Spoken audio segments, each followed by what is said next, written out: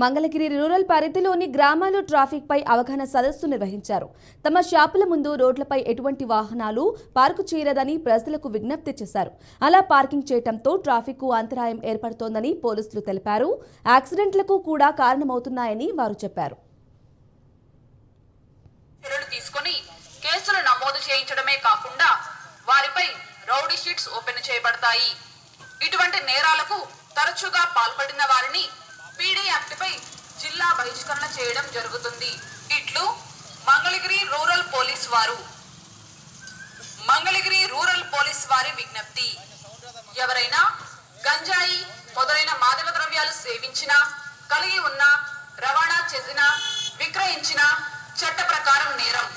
అటువంటి వ్యక్తులపై చట్టపరంగా చర్యలు తీసుకొని కేసులు నమోదు చేసి జైలుకు పంపించడం జరుగుతుంది. అంతేకాకుండా సదరు వ్యక్తులపై రౌడీ షీట్, సస్పెక్ట్ షీట్లు ఓపెన్ చేయబడతాయి.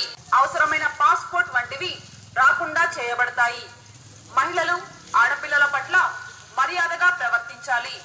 అలా కాకుండా ఎవరైనా మహిళలు, ఆడపిల్లల పట్ల అసభ్యకరంగా మాట్లాడినా, ప్రవర్తించినా వారిపై కఠినమైన చర్యలు తీసుకొని కేసులు నమోదు చేయించడమే కాకుండా వారిపై రౌడీ